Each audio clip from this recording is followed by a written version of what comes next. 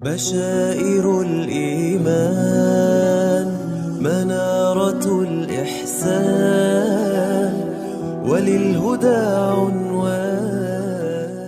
قال المؤلف رحمه الله تعالى ونفعنا به وبعلومه وأمدنا بأمداده وأفاض علينا من بركاته آمين. وجائز في حقهم من عرض بغير نقص كخفيف المرض. Wajaizun dan jaiz, wajaizun dan jaiz dan boleh fi haqqihim pada diri para nabi min aradi sifat-sifat kemanusiaan bi ghairi naqsin, tanpa merendahkan dan tanpa mengurangi derajat kenabian mereka. Kakhofi fil maradi, seperti sakit yang ringan. Pada bait nazam yang ke-12 ini, pengarang kitab ini ingin menjelaskan kepada kita semuanya mengenai sifat jaiz bagi para nabi, sifat yang mungkin saja terjadi pada diri para nabi. Dan jaiz pada diri para nabi min aradi, yaitu sifat-sifat basyariyah, sifat-sifat kemanusiaan, sifat-sifat yang menunjukkan bahwa mereka memang adalah manusia, bukan Tuhan, ya.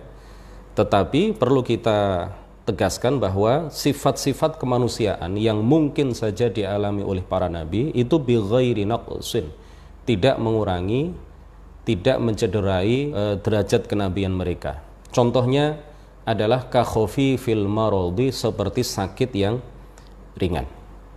Di antara sifat jaiz pada diri para nabi yang biasa disebutkan oleh para ulama juga, selain sakit yang ringan, adalah juga menikah misalkan, makan, minum, ya, tidur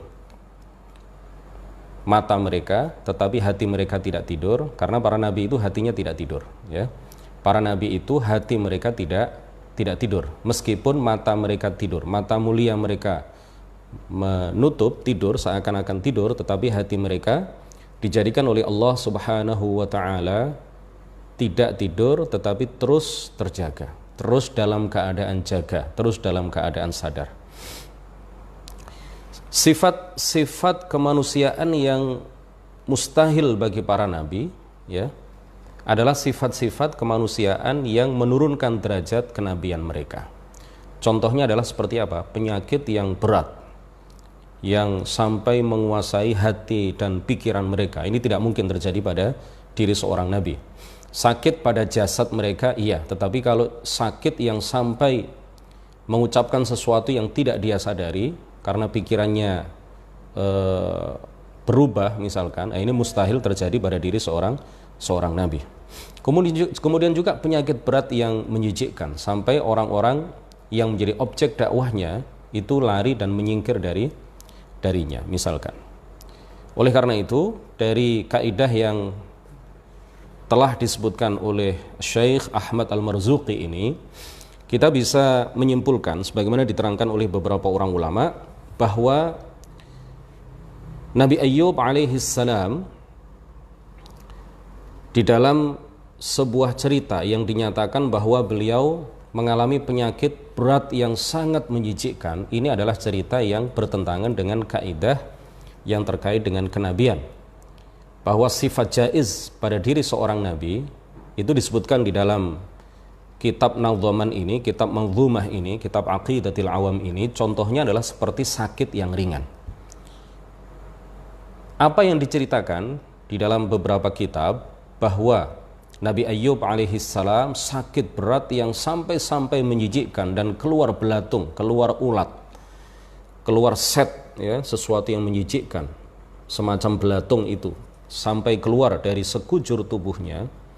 Ini adalah penyakit yang berat dan menjijikkan. Ini bukan sifat yang jaiz pada diri seorang nabi, tetapi ini adalah sifat yang mustahil terjadi pada diri seorang nabi. Oleh karena itulah Nabi Ayyub alaihissalam, sebagaimana diceritakan di dalam beberapa kitab, ya, yang itu tidak jelas sanadnya dari mana, tidak jelas para perawinya, keadaan mereka seperti apa. Kemudian diceritakan di sana bahwa Nabi Ayyub alaihi salam, sekali lagi ya, tadi sudah kita sampaikan sekilas, keluar dari tubuhnya ulat ya, atau belatung atau semacam itu. Kemudian ketika beliau mandi, lalu belatung-belatung itu diambil dari sekujur tubuhnya, diletakkan di suatu tempat. Kemudian setelah beliau mandi, belatung-belatung itu atau set-set itu atau ulat-ulat itu kemudian diambil kembali oleh beliau, lalu dikembalikan ke sekujur tubuh beliau. Maka ini adalah cerita yang tidak benar. Ini adalah cerita yang bertentangan dengan apa yang menjadi kaidah yang tadi sudah kita sebutkan, bahwa para nabi itu mungkin saja terjadi sakit ringan pada diri mereka.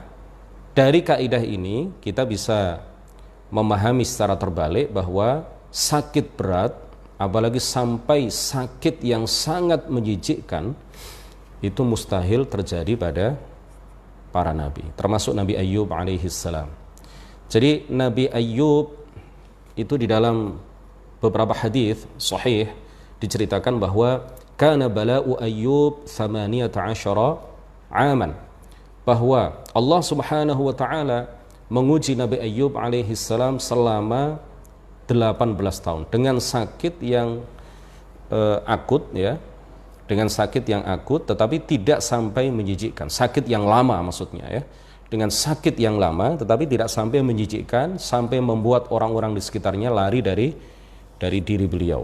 Karena tugas seorang nabi itu adalah apa? Menyampaikan wahyu kepada umatnya.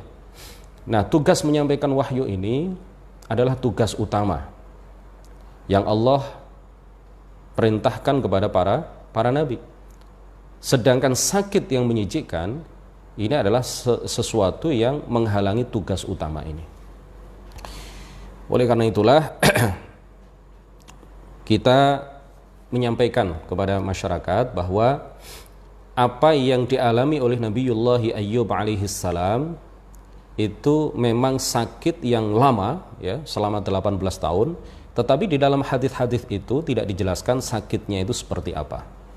Ya, sakitnya itu jenisnya apa? Yang jelas bukan lepra.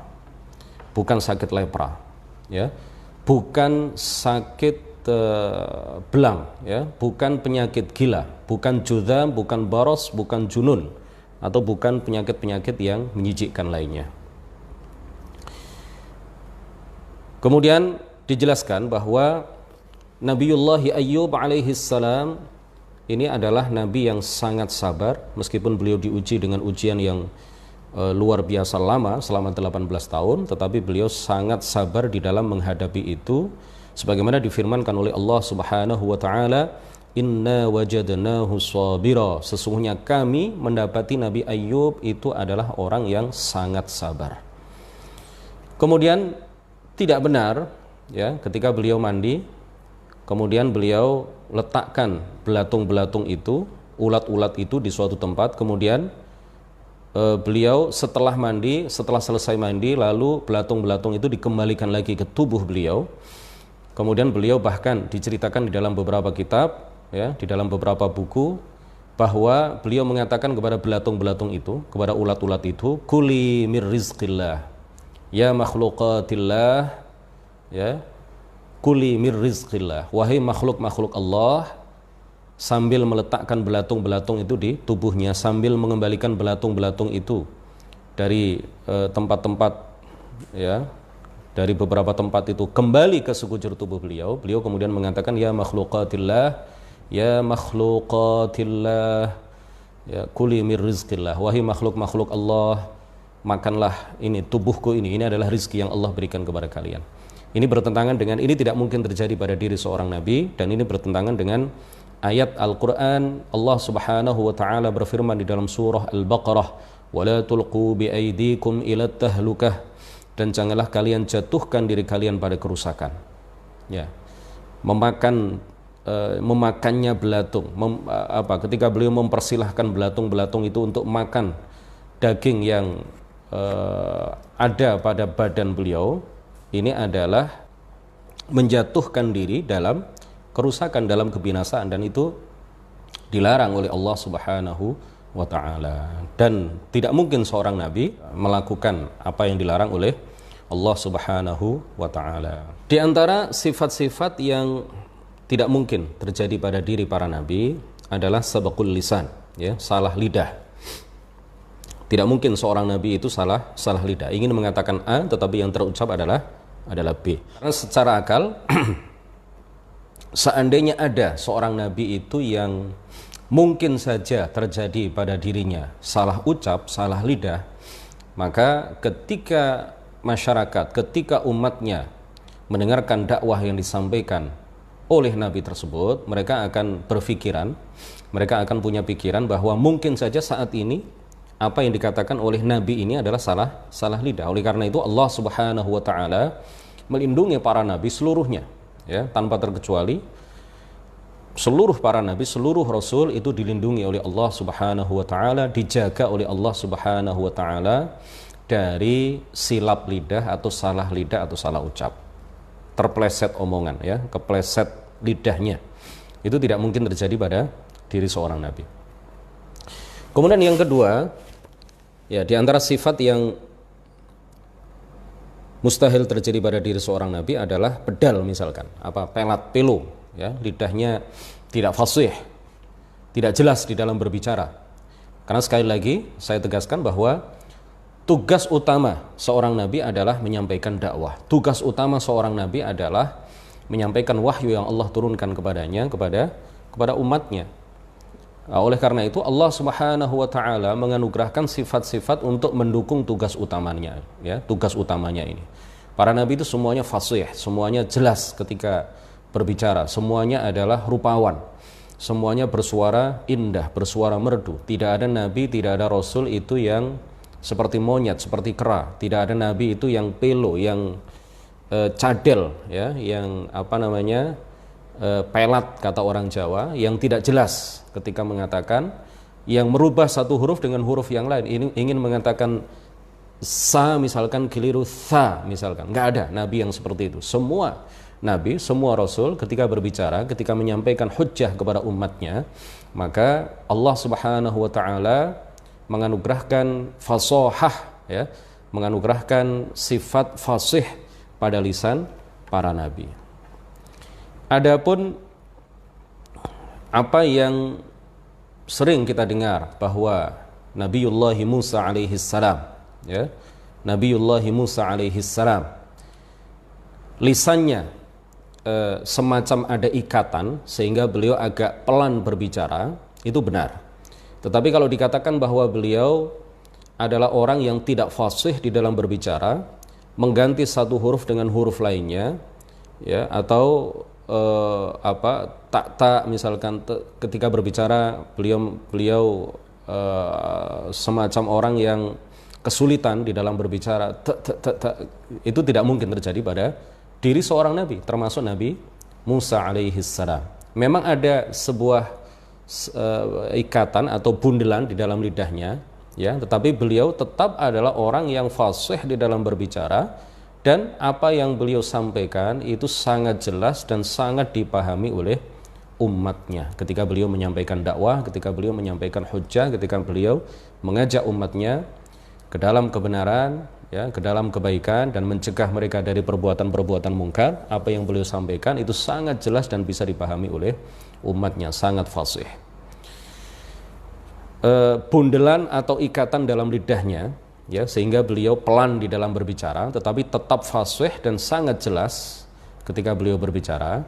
Bundelan itu diakibatkan karena beliau pernah pada waktu masih kecil beliau memasukkan bara api ke dalam mulutnya, ya, ketika ditawari oleh Firaun, ya, antara bara api dan lainnya, kemudian beliau memilih bara api karena itu bagi Musa kecil saat itu, ya, adalah sesuatu yang menarik perhatian beliau, kemudian dimasukkan ke dalam mulutnya dan mengenai sedikit lidahnya.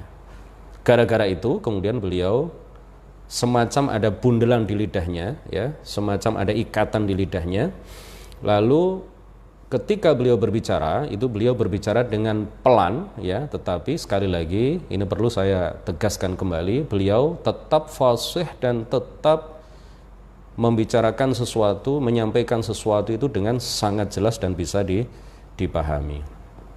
Tetapi kemudian beliau berdoa kepada Allah Subhanahu wa taala agar ikatan di lidahnya itu dilepas oleh Allah Subhanahu wa taala dalam firman Allah Subhanahu wa taala yang menceritakan mengenai doa yang sangat populer yang pernah dipanjatkan oleh Nabiullah Musa alaihi salam supaya Allah menghilangkan atau melepas ikatan yang ada di lidahnya itu. Beliau mengatakan qala rabbi shrah li sadri wa yassir li amri wahlul 'uqdatam min lisani yafqahu qawli. Kemudian mustahil pada diri seorang nabi itu cacat fisik yang permanen seperti buta, tuli, pincang ya dan semacamnya. Adapun Nabi Yakub yang pernah mengalami kebutaan itu hanya sementara diakibatkan karena beliau sangat sedih ketika ditinggal oleh Nabiullah Yusuf alaihi salam ya, dalam jangka waktu yang lama.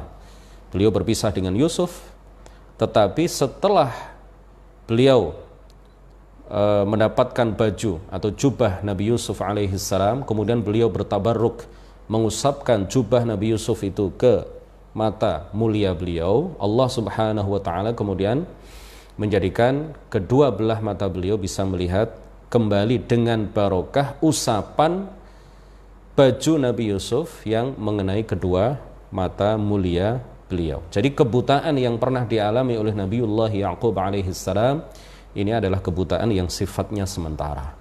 Sedangkan kebutaan yang permanen ini tidak mungkin terjadi pada diri seorang nabi. Kemudian juga mustahil terjadi sifat pikun ya, atau mudah lupa. Ini tidak mungkin terjadi pada diri seorang nabi. Kemudian juga gila ya, tidak mungkin terjadi pada seorang nabi. Lalu terpengaruh sihir pada akalnya, ini juga tidak mungkin terjadi pada diri seorang nabi. Mungkin saja sihir itu mengenai jasadnya ya, tetapi tidak mungkin kemudian berpengaruh kepada akalnya. Lalu tidak mungkin juga seorang nabi itu memiliki sifat juben ya, takut yang berlebihan ya, pengecut ya, tidak mungkin seorang nabi itu pengecut. Kalau takut yang alami, takut yang manusiawi, seperti takut ketika misalkan melihat ular ya, spontan kemudian menjauh dan menyingkir dari ular itu, karena ada rasa takut yang alami, takut yang manusiawi pada diri seorang nabi itu mungkin saja terjadi pada diri seorang nabi. Tetapi kalau pengecut ya menghadapi musuh-musuh Islam misalkan, ini tidak mungkin terjadi pada diri seorang nabi. Rasulullah adalah orang yang sangat pemberani. Beliau hijrah dari Mekah menuju ke Madinah itu bukan karena takut terhadap siksaan orang-orang Quraisy, kafir Quraisy, bukan karena ingin mencari kenyamanan hidup di Madinah, tetapi beliau hijrah dari Mekah menuju Madinah itu semata-mata karena mengikuti dan memenuhi perintah dari Allah Subhanahu wa taala.